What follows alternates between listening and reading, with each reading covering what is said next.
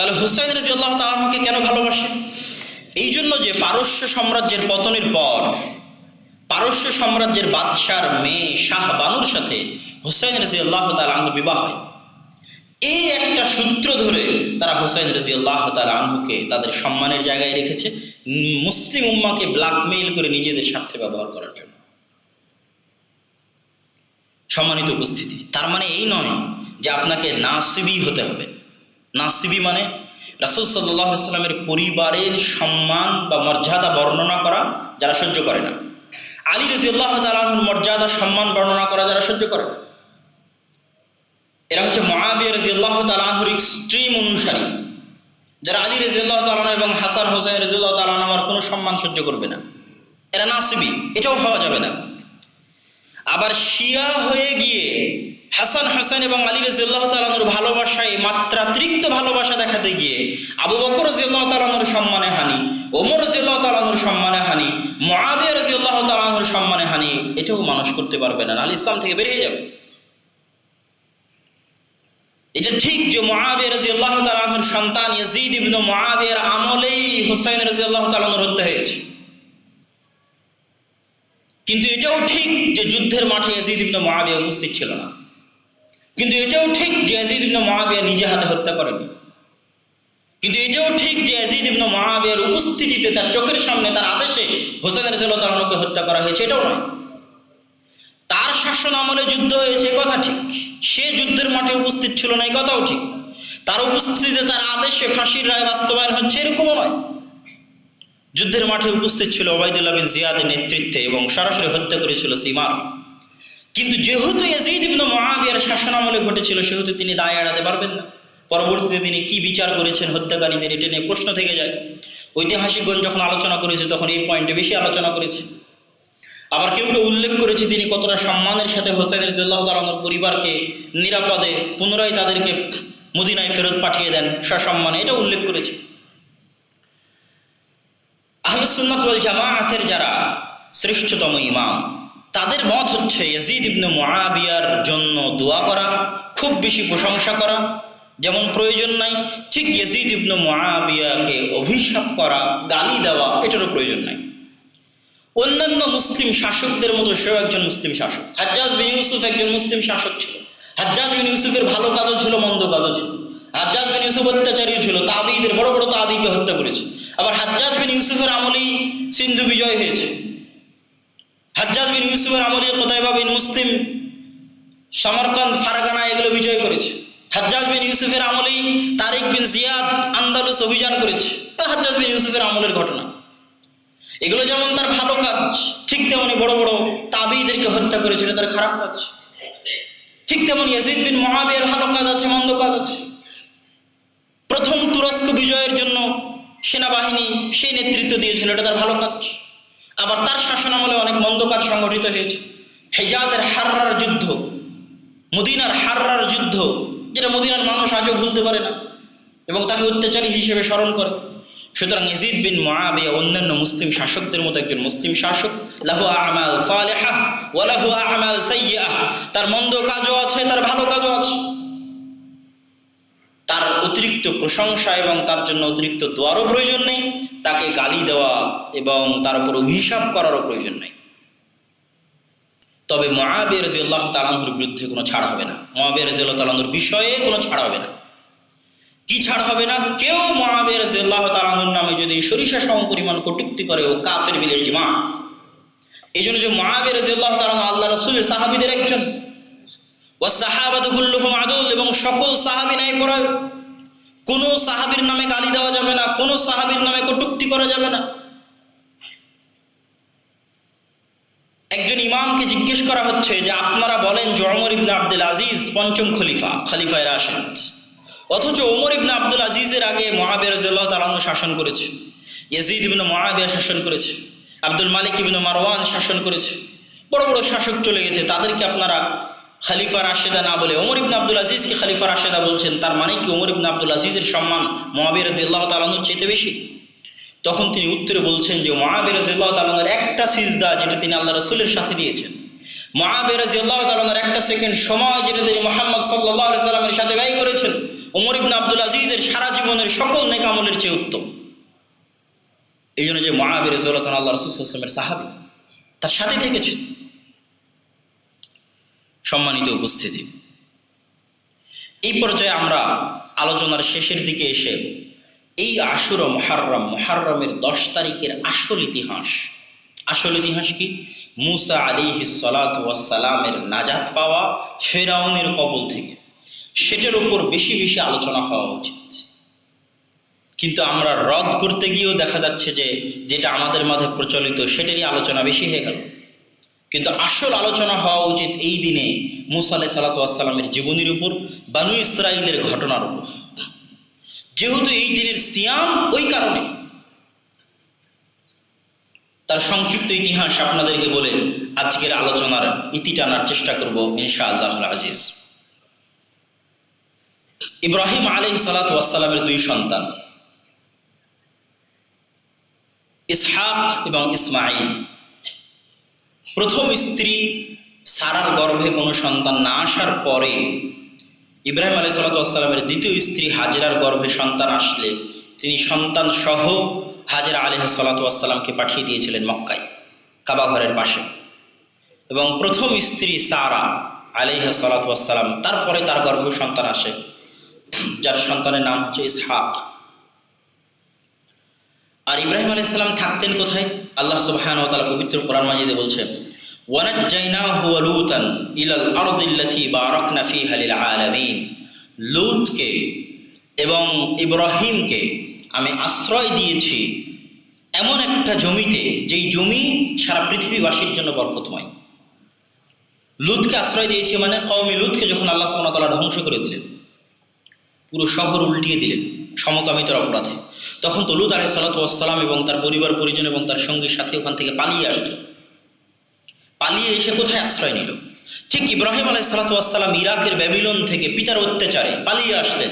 পালিয়ে এসে কোথায় আশ্রয় নিলেন? ওটি আল্লাহ কোরআনে বলছেন, ওয়ানাজ্জাইনাহু মানে ইব্রাহিমকে আশ্রয় দিয়েছি, ওয়া লূতান এবং লূতকে আশ্রয় দিয়েছি তার কওমকে ধ্বংস করে দেওয়ার পর, ইলাল আরদিল্লাতী এমন জমিতে, আল্লাতী বারাকনা ফীহা লিল আলামিন যেই জমিতে সারা পৃথিবীবাসীর জন্য বরকত আছে, সেটাই জেরুজালেম, সেটাই বাইতুল মুকাদ্দাস। আল্লাহ সুবহানাহু ওয়া তাআলা পবিত্র কোরআন মাজিদে এভাবেই বলেছেন। তাহলে ইব্রাহিম আলাইহিস সালাম তার ইসহাক আলাইহিস সালাতু ওয়াস সালামকে নিয়ে থাকতেন জেরুজালেমে, বাইতুল মুকাদ্দাসের আশেপাশে, আর তার আরেক সন্তান থাকতো কাবায়, মক্কায়।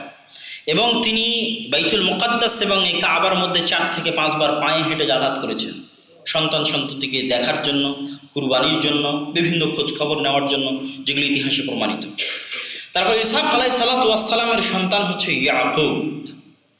ইয়াকুব আলাইহিস সালাতু ওয়াস সালামের 12 সন্তান, তার মধ্যে একজন হচ্ছে ইউসুফ আলাইহিস সালাতু ওয়াস সালাম ভাইদের ষড়যন্ত্রে কুয়ায় নিক্ষিপ্ত হলেন।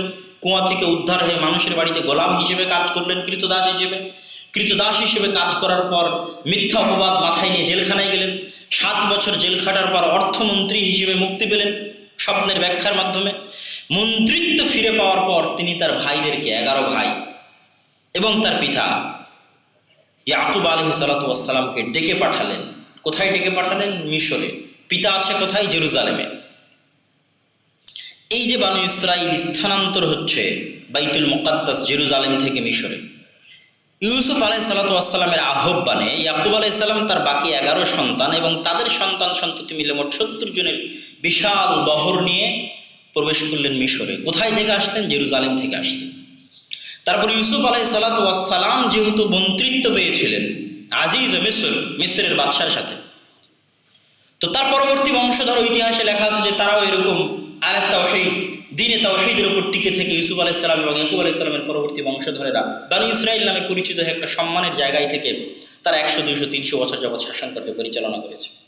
250-300 বছরের মাথায় যখন ফেরাউনের উত্থান হয়, তখন ফেরাউন বানু ইসরাইলকে নিজের জন্য শত্রু মনে করে। বানু ইসরাইলকে নিজের জন্য শত্রু মনে করার পর এবং তাদের কোনো ছেলে সন্তান ফেরাউনের রাজত্ব দখল করে নিতে পারে এটা মনে করার পর তাদের উপর যত ছেলে সন্তান আছে সবকে হত্যার আদেশ দিয়ে যায়।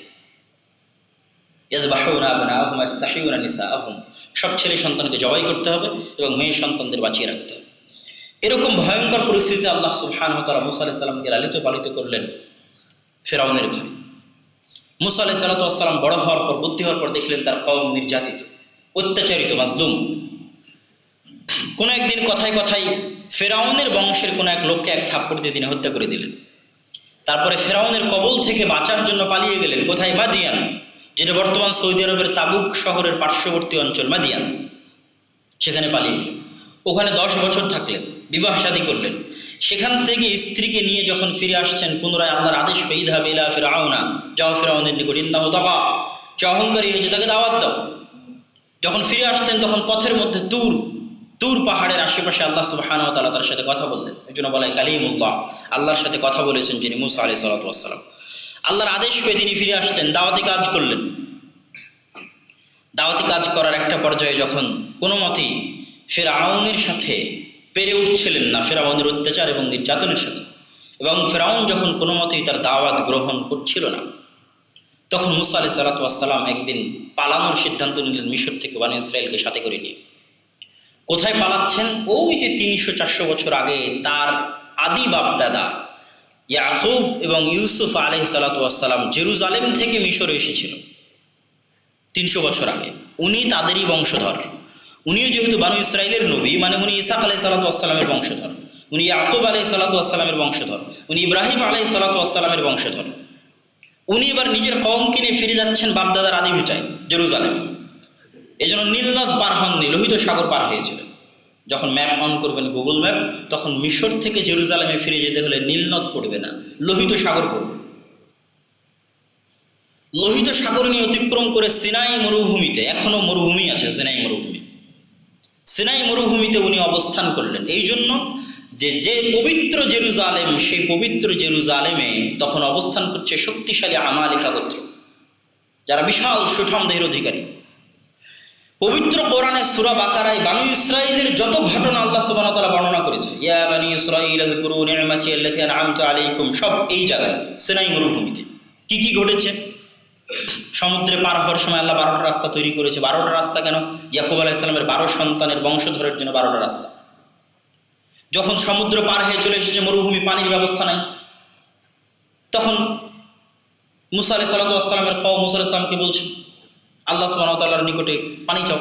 ওই ইস্তাসকা মুসা লিকাওমিহি, যখন মুসার কওম মুসা আলাইহিস সালামের নিকটে পানি চাইলো, তখন আমি বললাম লাঠি দিয়ে পাথরে বাড়ি মারো। ফানফাজারাত মিনহু ইসনাতা আশারাতা আইনা, তখন পাথর থেকে 12টা ঝর্ণাধারা প্রবাহিত হলো। 12টা ঝর্ণাধারা কাদের জন্য? ইয়াকুব আলাইহিস সালামের 12 সন্তানের বংশধরের জন্য, সব বানু ইসরাঈল, তাদের জন্য 12টা ঝর্ণাধারা প্রবাহিত।